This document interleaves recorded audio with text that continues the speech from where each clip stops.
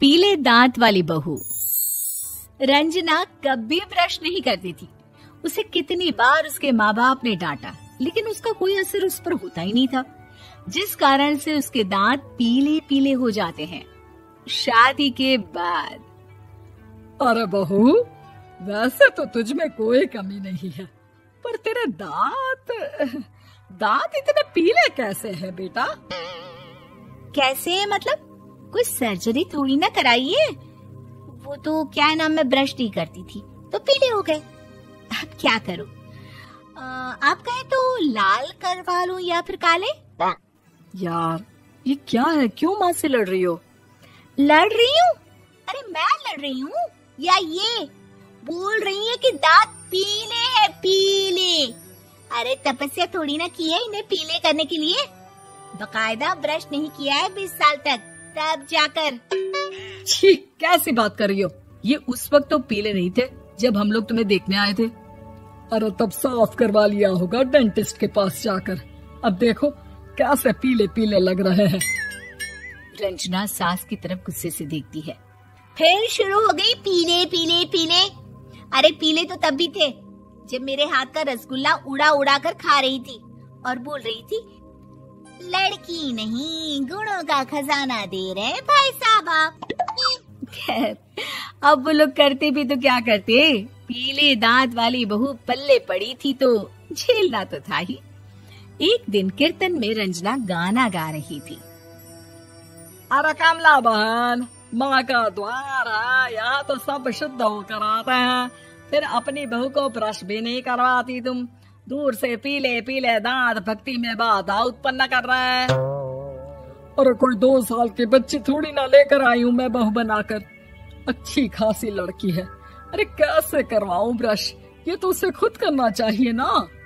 अब माँ बाप तो इसके जैसे तैसे निपटा दिए, ये नहीं सोचा कि सास कैसे संभालेगी। सास बहू को लेकर घर आ जाती है, लेकिन सोच लेती है कि अब इसे लेकर कहीं नहीं जाएगी।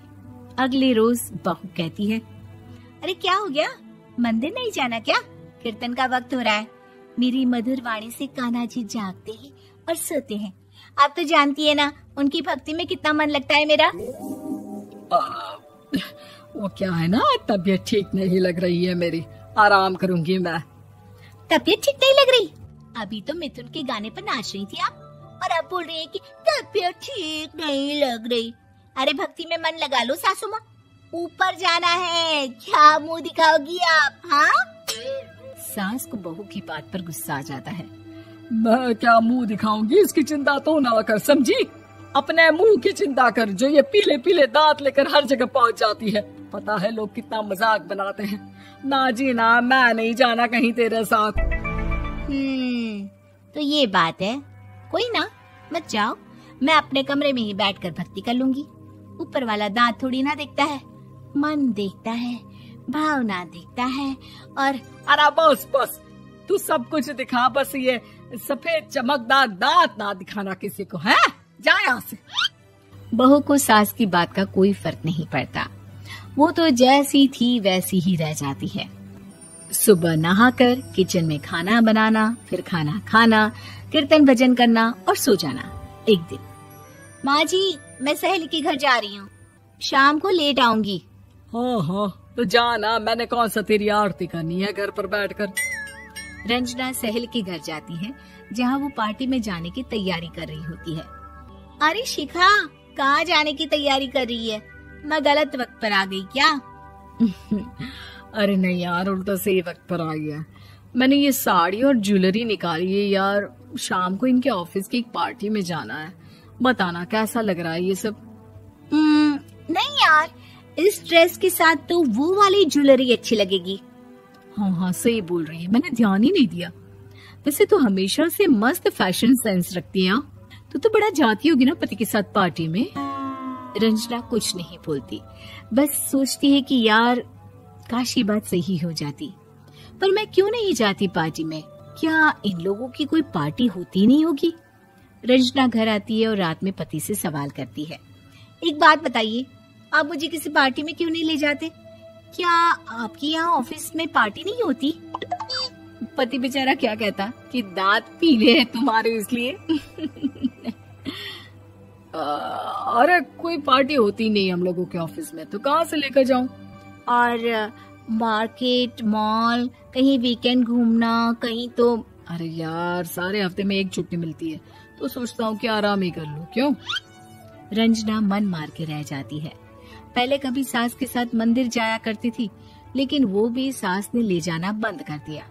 घर बैठी बैठी रंजना बोर हो जाती है। तभी उसे आइडिया आता है और वो मायके जाने का सोचती है। सासू माँ, 2 दिनों के लिए मम्मी के घर जा रही हूँ। अच्छा ठीक है, आराम से जा। और हाँ, माँ से कुछ अच्छी आदत सीख कर आना कि कैसे शरीर के हर भाग की तरह दांतों की सफाई भी जरूरी होती है, समझी? शुरू हो गई ना आप। वो लोग आपकी तरह नहीं है कि छोटी छोटी बात का बतंगड़ बना दे। उन लोगों के लिए मैं मायने रखती हूँ, ना कि मेरे पीले पीले दांत। रंजना माँ को बिना बताए उन लोगों को सरप्राइज देती है, लेकिन जैसे ही वो दरवाजे पर पहुँचती है, अंदर देखती है कि घर वाले कहीं जा रहे होते हैं। अब माँ, काश रंजना दीदी के दांतों वाली प्रॉब्लम नहीं होती, तो वो भी हम लोगों के साथ चलती ना बुआ जी की बेटी की शादी में। हाँ बेटा, लेकिन अब उसे कौन समझाए कि उसको उसके पीले दांत नहीं दिखते, लेकिन उसके आसपास के लोगों को कितना एम्बैरेसिंग फील कराते हैं। मुझे तो कितनी बार उसके स्कूल की टीचर ने शिकायत की कि उसके साथ कोई लड़की बैठना भी नहीं चाहती, और ना ही कॉलेज में कोई उससे बात करना चाहता था। लेकिन पता नहीं क्यों उसे ये बात समझ में ही नहीं आती।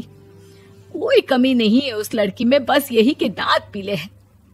वो तो भला हो जीजा जी और उनकी माँ का, जो दीदी को जैसी है वैसे ही रखा हुआ है। रंजना को अपने घर वालों की बात सुनकर बहुत दुख होता है। वो सोचती है कि वो क्या करे, लेकिन फिर वो सीधा डेंटिस्ट के पास जाती है, अपने दांत चमकाती है और कसम खाती है कि वो रोज ब्रश करेगी।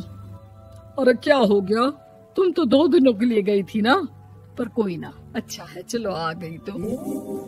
रंजना सास के सामने आकर खड़ी हो जाती है और पूरी स्माइल करती है, उसके चमकदार दांतों को दिखाती हुई। है? चले मंदिर।